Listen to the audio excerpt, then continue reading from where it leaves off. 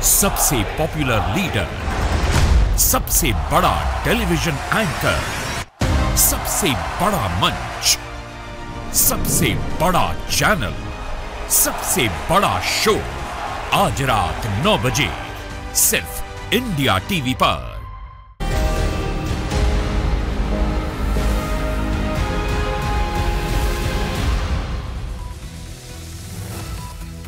स्वागत भी हो आप सभी का इस साल का, बल्कि मैं तो कह रहा हूं पिछले कुछ सालों का सबसे बड़ा पॉलिटिकल शो। दो टावरिंग पर्सनालिटीज, प्रधानमंत्री नरेंद्र मोदी और रजत शर्मा, और दोनों के बीच बातचीत, दोनों का संवाद, रजत जी के सवाल, नरेंद्र मोदी के जवाब। और जब भी ये दोनों शख्सियतें आमने सामने होती हैं तो बात बड़ी खुलकर होती है, बड़ी बेबाकी के साथ होती है। तो वही आप आज देखने जा रहे हैं रात 9 बजे। घड़ी की आप सुइयां मिला लीजिएगा, लेट बिल्कुल मत हुइएगा और एक पल के लिए भी लेट मत हुइएगा, वरना आप कुछ ना कुछ तो मिस कर देंगे। एंट्री उसकी जो प्रोग्राम की शुरुआत है वही इतनी जबरदस्त है। बहरहाल अब जरा थोड़ी थोड़ी, क्योंकि आपको झलक मैंने कहा मैं आपको देता रहूंगा। धारा 370 हटने के बाद, कश्मीर से 5 साल के बाद, प्रधानमंत्री नरेंद्र मोदी ने इसके ऊपर इतना खुल के पहली बार बात की है। 370 हटी, वो अपने चुनावी मंचों से कहते हैं सब, लेकिन उसमें भी कुछ ऐसी बातें, ये कहां से आया, कब शुरू हुआ कि ये विचार कि ये हटना चाहिए, तमाम तरीके की बातें जो कि शायद अभी तक पब्लिक डोमेन में नहीं है, आपने नहीं सुनी होंगी उसके बारे में, वो रजत जी ने पूछी और प्रधानमंत्री नरेंद्र मोदी ने उसका वो जवाब दिया है जो इससे पहले आपने नहीं सुना होगा। पूरा जवाब तो मैं आपको 9 बजे ही देखना पड़ेगा, 9 बजे तक का आपको इंतजार करना पड़ेगा, लेकिन एक छोटा सा हिस्सा उसका देख लीजिए।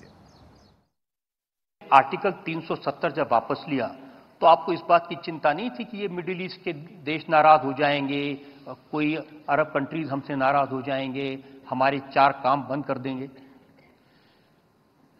अब देखिए, बहुत अच्छा सवाल है और ये जवाब मेरा शायद थोड़ा लंबा हो जाएगा, और शायद पहली बार मैं इस विषय को, आपने मुझे ऐसी जगह पे छू लिया है कि शायद मैं कोशिश कर रहा हूं इसको आर्टिकुलेट करने की, क्योंकि एकदम से आपने पूछा है तो, क्योंकि इस प्रकार से कभी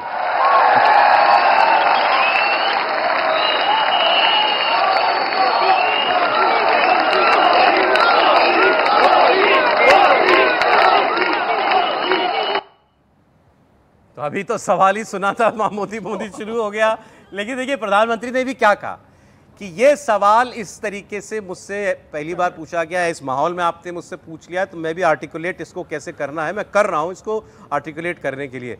वरना 370 पर आमतौर पर हम लोग क्या बात करते हैं, अच्छा 370 आपने हटाई, कितना बड़ा काम आप इसको मानते हैं, भारत को इसकी कितनी जरूरत थी, कितने, लेकिन इसके पीछे आपको क्या क्या सोचना पड़ा होगा, कहां तक आपको ये विचार करना पड़ा होगा, ये सवाल रजत जी ने इसलिए मैं कहता हूं सवाल ही बिल्कुल आउट ऑफ ऑर्डिनरी होता है। ये अब जवाब आप सुनिएगा 9 बजे।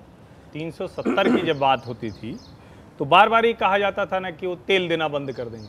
मतलब आमतौर पे बड़ी विचित्र विचित्र सी धारणाएं वो पाली गई और उसका खामियाजा भारत के लोगों को भुगतना पड़ा। हमारे नेताओं ने निर्णय ही नहीं लिए कि निर्णय लेंगे तो कोई विदेश में बैठा हुआ, कोई दूसरे देश में कोई और नाराज हो जाएगा। क्या दूसरे देश के लोग अपने देश के निर्णय लेते हैं तो वो इस बात की चिंता करते हैं कि भारत नाराज हो जाएगा? नहीं करते हैं।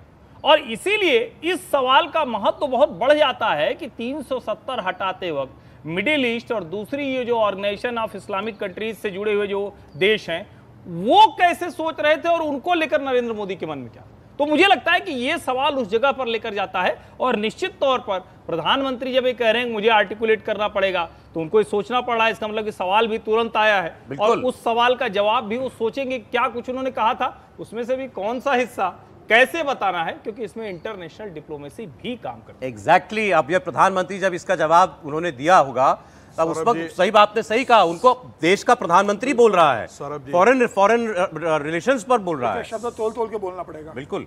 सौरभ जी देखिए 80-85 में जब हम लोग दिल्ली विश्वविद्यालय में पढ़ते थे पॉलिटिकल साइंस, तो इजराइल के साथ भारत कुछ भी करने से डरता था। और आपको याद होना चाहिए कि यासिर अराफात जब यहाँ पर आया करते थे तो उनको लार्जर देन लाइफ का उनको एक ढंग से महाराजा का स्टेटस के तौर पर उनको इतना वेलकम किया जाता था। यानी इजराइल के साथ भारत का संबंध हो, भारत का नेतृत्व, बुज़दिल कायर नेतृत्व डरता था। दूसरी बात, जबकि इजराइल पूरा चाहता था, आप उससे आर्म्स लेते थे, आपको वो सर्विलेंस सिस्टम देता था, बड़े बड़े डिफेंस डील छुप करके हुआ करते थे, लेकिन किसी की हिम्मत नहीं होती थी कि हम अपना इंडिपेंडेंट फॉरेन पॉलिसी चलाएं।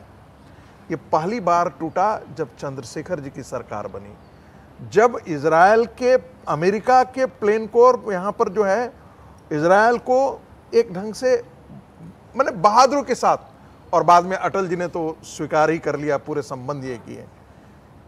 370 को लेकर के मुझे तो नहीं लगता था कि हमारी पीढ़ी में किसी को ये इस बात का भी एहसास होगा कि 370 खत्म हो जाएगा। और आर्टिकल 35A के बारे में तो इस देश का लोग जानता ही नहीं था। मैं आपको फिर कह रहा हूं, गिने चुने पत्रकारों को इसके बारे में जानकारी थी कि आर्टिकल 35 क्या होता है। मुझे याद है कि हम दिल्ली यूनिवर्सिटी में इस पर कोर्स इंट्रोड्यूस कर दिए थे, और तब लोग कहते थे कहां से 35 लेकर के आए हो। उस समय अरुण जेटली जी ने, मुझे याद है, पहली बार कहा था 370 को टारगेट मत करो, उससे ज्यादा खतरनाक 35A आर्टिकल है। मोदी जी ने दोनों काम कर दिए। ये दोनों काम कर दिया। मतलब आप समझ रहे हैं, 35A वहां का सिटीजनशिप डिसाइड करता है, सब्जेक्ट कौन होगा, बिल्कुल किसको अधिकार होगा। ये मामूली बात नहीं। मैं फिर कहता हूं, इस देश को एक मैंडेट तो सिर्फ और सिर्फ 370 पर नरेंद्र मोदी को दोबारा दे देना चाहिए। मैं फिर इसलिए कह रहा हूं, 1971 के बाद, 1971 में जिस प्रकार से श्रीमती गांधी ने पाकिस्तान को दो टुकड़े कर दिया, और एक बहुत बड़ा साहसिक फैसला था जिसमें आपका रसिया का समर्थन, उससे ज्यादा ये बड़ा कोई कम नहीं। एक राज्य आपकी मुख्य धारा से कटी हुई थी, उसको कटी हुई तो छोड़िए, वो टेररिज्म का अड्डा बन गया था।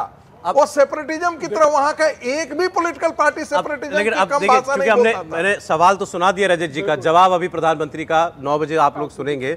लेकिन क्या है, मतलब अंतर क्या है कि प्रधानमंत्री से कोई और इंटरव्यू कर रहा है और प्रधानमंत्री से सवाल रजत शर्मा पूछ रहे हैं, उसका फर्क क्या होता है कि आप ऑब्वियस के आगे जाइए। भाई जो बात सबको पता है, जो बात आप बता चुके हैं वो तो ठीक है, कोई ऐसी बात जो कोई नहीं जानता। 370 पे किसी ने पूछा ही नहीं था, आप लोगों ने भी नहीं पूछा था। वो चीज देश के प्रधानमंत्री से जानना, वो आपको इस प्रोग्राम में 370 को लेकर जानने को मिलेगी। समीर जी, देखिए, प्रधानमंत्री 370 का जिक्र हो रहा है। प्रधानमंत्री मोदी कोई भी चीज़ शुरू करते हैं तो उसका एंड उन्हें कहाँ करना है, वो किसने शुरू कर रहा है, उन्हें बहुत अच्छे से पता है। प्रधानमंत्री मोदी ने एक बहुत अच्छा उदाहरण दिया था। प्रधानमंत्री मोदी ने कहा था कि 2014 में जब मैं पहली बार सत्ता में आया तो मैंने जनधन शुरू किया था गरीबों का अकाउंट खोलने के लिए। तो मेरी ही पार्टी में, वो मेरी मतलब पीएमओ के अधिकारी बोले कि सर वो इतने गरीब लोग हैं, उनका अकाउंट खोलेंगे, उनके पास खाने का पैसा नहीं रहता, वो अकाउंट में क्या पैसा रखेंगे, इसके पीछे हम इतना बड़ा पैसा, इतना संसाधन क्यों झोंके। मोदी ने कहा सबका अकाउंट खोलना है। 50 करोड़ लोगों का अकाउंट गरीबों का जनधन के अंदर प्रधानमंत्री मोदी ने खुलवाया था। और दूसरे कार्यकाल में जब प्रधानमंत्री लौटे तो उनके अंदर डायरेक्ट ट्रांसफर अकाउंट के अंदर पैसा, जो प्रधानमंत्री की लाभार्थी योजना थी, उसका पैसा उनके खाते में भेजने की व्यवस्था की। तो प्रधानमंत्री मोदी जानते थे कि मुझे इनके खाते में डायरेक्ट पैसा भेजना है, तो उसके लिए पहले मुझे इनका खाता खुलवाना पड़ेगा। तो 5 साल पहले उन्होंने पूरी तैयारी की, अकाउंट खुलवाया, और 5 साल बाद जो स्कीम थी लाभार्थी की, उसका पैसा डायरेक्ट उनके खाते में भेजा, जिससे उन्हें कोई तकलीफ नहीं हुई, सीधे अकाउंट खुले हुए थे, सीधे पैसा गया। तो प्रधानमंत्री मोदी का ये काम करने का तरीका है। और अब आज रजत शर्मा सर जब प्रश्न पूछे होंगे तो मुझे लग रहा है, और जब रजत शर्मा सर पूछते तो मुझे लगता है कि जो लक्ष्मण रेखा होती है वो क्रॉस हो जाती है प्रधानमंत्री के जवाब देते समय। प्रधानमंत्री मोदी वो लिमिट के बाहर निकलते, उन्हें पता रहता है कि आज मैं इस मंच पर आया हूं तो मैं हर बात दिल से और पूरा उसके पीछे। एक बार मैं बताऊं क्या क्या डिफरेंस होता है। जैसे आमतौर पर जब आप प्रधानमंत्री से बात कर रहे होते हैं तो आप एक सवाल पूछते हैं, सब्जेक्ट पर आदमी का सामने से जवाब आ जाता है, आप दूसरे सब्जेक्ट पर मूव ऑन कर जाते हैं। बिल्कुल, वो जब तक उसकी जो है एक एक परत ना उधेड़ ले, तब तक वो एक सब्जेक्ट पर रहते हैं। नहीं, और मतलब रजत जी के इंटरव्यू का तो तरीका यही है। आपकी अदालत में तो हम जो देखते हैं, जिसको कहते हैं ना कि चेन सी होती है, कि आपको लगता है कि हाँ कहाँ से कहाँ जा रहे हैं। ऐसा नहीं होता है कि एक जगह से दूसरी जगह कूदते हुए चले जाए। एक चूँकि प्रधानमंत्री नरेंद्र मोदी के उस जनधन खाते के संदर्भ में इन्होंने कहा, तो मैं 2 बातें सिर्फ दर्शकों के ध्यान में रहे, क्योंकि उस वक्त तो मैं रिपोर्टिंग भी करता था तो मुझे ध्यान में है। वित्त मंत्री थे पी चिदम्बरम, शिवगंगा उनकी कॉन्स्टिट्यूंसी, लोकसभा क्षेत्र तमिलनाडु, जहां से वो चुनकर आते थे। तो आपको ये मतलब पता ही होना चाहिए कि देश में जब भी कोई वित्त मंत्री बन जाता है ना, तो उसके चुनाव क्षेत्र में, लोकसभा क्षेत्र में सरकारी बैंकों की ब्रांच और सरकारी बैंकों का एटीएम जिस दिन वो वित्त मंत्री बनता है उसके 1 महीने के भीतर सबसे ज्यादा हो जाते हैं देश में। ये मैं कहता हूं दर्शकों को जानकारी रहनी चाहिए, कैसे सरकारी सिस्टम काम करता है वो पता होना चाहिए। उसके बावजूद चिदम्बरम साहब चाहते थे कि उनकी कॉन्स्टिट्यूंसी में सबका खाता खुल जाए। वो अपने जिले को ऐसा दिखाना चाहते थे कि देश में फुल्ली, जिसको फाइनेंशियल इंक्लूसिवनेस कहा जाता है, वो कर पाए, और वो काम यूपीए सरकार में वित्त मंत्री नहीं कर पाए। जी। जब प्रधानमंत्री नरेंद्र मोदी ने कहा तो अरे लोगों ने कहा अरे सवाल ही नहीं उठता है, 32-34 करोड़ कहां से खोल देंगे, अब तो 50 करोड़ हो गया।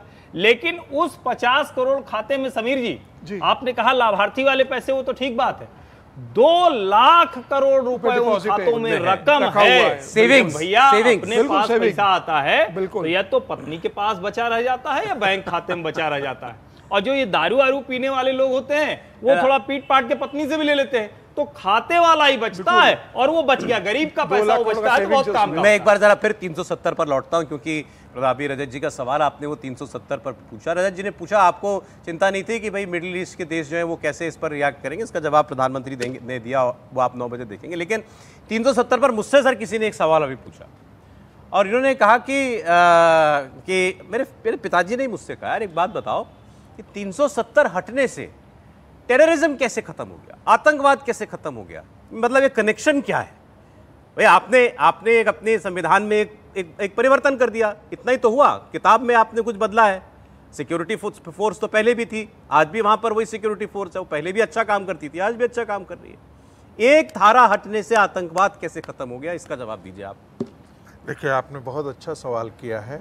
370 सिर्फ अकेला नहीं है, 370 के कारण ही वहां एक अलग संविधान बना, 370 के कारण ही। और मजेदार बात है, जब 370 बन रहा था तो शेख अब्दुल्ला भी उस कॉन्स्टिट्यूएंट असेंबली का हिस्सा था, और उसी के आधार पर फिर 1951 में जब कश्मीर का संविधान बनने लगा, तब भी शेख अब्दुल्ला और बाकी सारे उनके लोग थे। आपको पता होना चाहिए कि वहां पर भी चुनाव हुआ था, और चुनाव में ऐसा तो था नहीं कि हिंदू नहीं थे, एक भी सीट नहीं जीता था, प्रजा परिषद भी थी, बायकॉट किया था।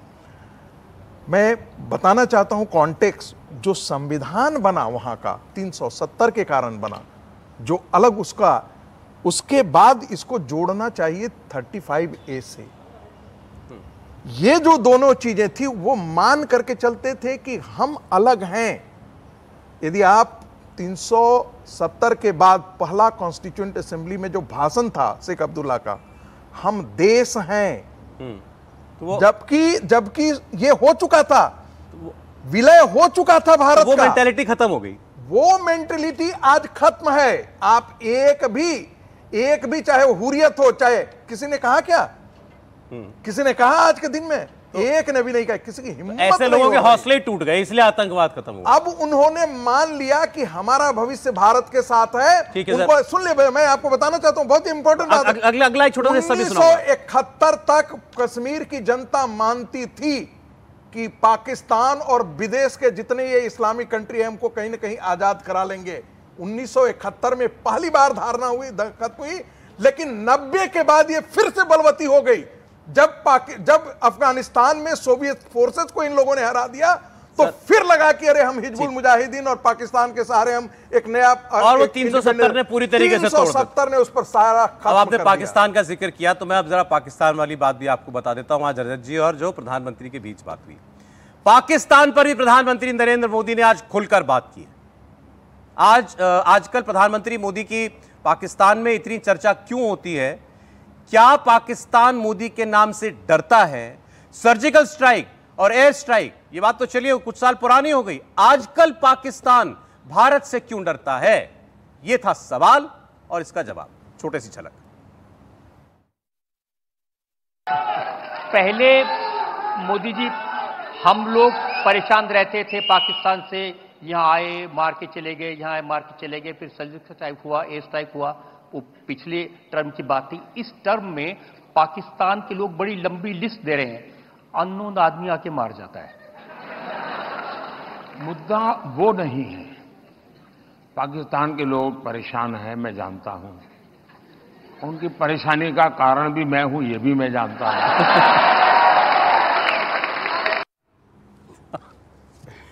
पाकिस्तान की परेशानी का कारण मैं हूं, ये नरेंद्र मोदी कह रहे थे। तो शुरू हो चुका है टीवी की दुनिया के सबसे बड़े शो का काउंटडाउन। आप दिल थाम लीजिए और घड़ी मिला लीजिए। सबसे बड़े टीवी होस्ट के सवालों का सामना करेगा दुनिया का सबसे पॉपुलर लीडर